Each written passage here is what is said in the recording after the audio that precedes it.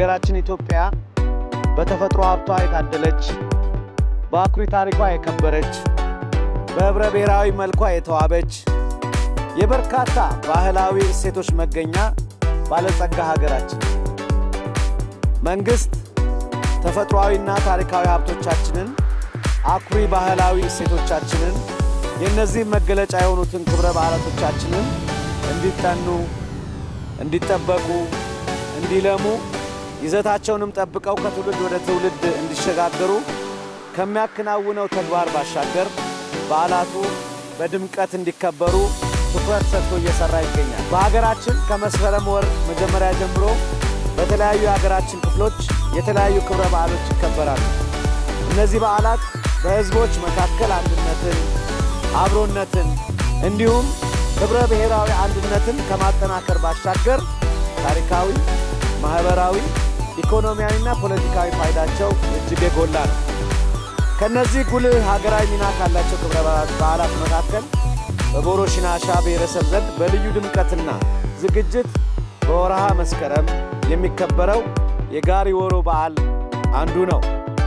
ጋሪ ወሮ በሽናሻ ብሔረሰብ አዲሱን ዘመን መቀበያ የሽግግር ድልድይ ተደርጎ በመወሰዱ ሽናሾች ጋሪ ወሮን በየዓመቱ በታላላቅ ጉጉት እየጠበቁ ያከብሩታል። ጋሪ ወሮ ረጅም ዝግጅት፣ ረጅም ዋዜማና ዘለግ ያለ የማሳረጊያ ስርዓት ያለው ክብረ በዓል ነው። በውስጡም በርከት ያሉ ክዋኔዎች አሉበት።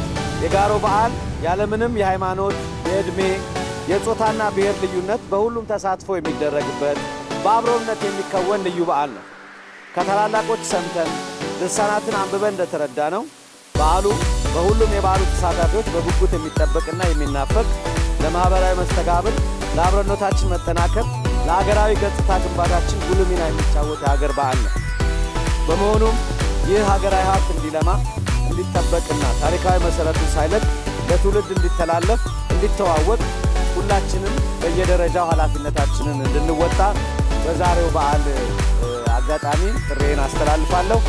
የሰላም፣ የደስታ፣ የፍቅር በዓል እንዲሆንላችሁ ከልቤ እመኛለሁ።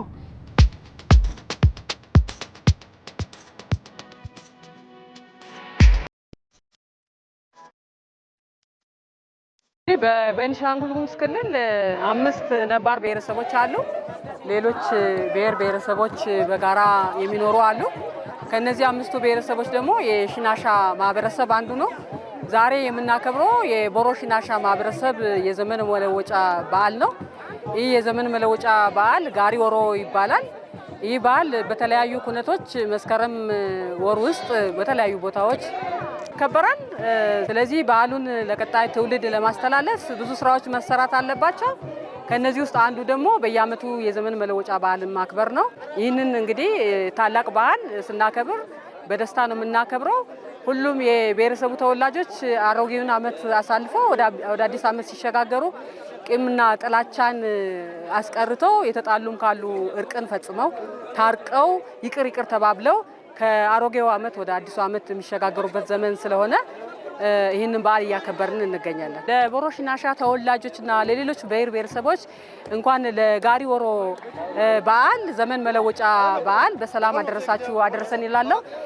የዚህ ዓመት ለሁላችንም የፍቅር፣ የሰላም፣ የአብሮነታችን የምናጠናክርበት ዘመን ይሁንልን።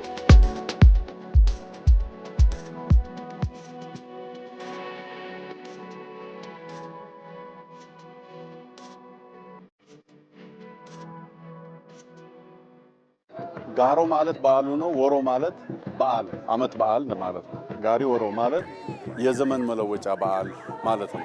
በዓሉን ለማክበር ብዙ የራሱ የሆኑ እሴቶች አሉት። አከባበር ስርዓቶችም አሉት። የአከባበር ስርዓቶቹ በ3 ምዕራፍ ማየት ይቻላል። አንዱ ከበዓሉ በፊት ቀደም ብሎ የነበረው ክረምት ጨለማ፣ መከራ ያለበት፣ ችግር ያለበት ልጃገረዶች እያዜሙ የሚጫወቱበት ጊዜ ነበር። ዛሬ ዕለቱ ደግሞ ሲነጋ ልክ በዕለቱ ዕለት የሚከበር ክብረ በዓል ነው። ነጋልን፣ ጠባልን፣ አዲስ ዓመት መጣልን የሚል እሴትና ጨዋታ ጭፈራ ያለበት ነው።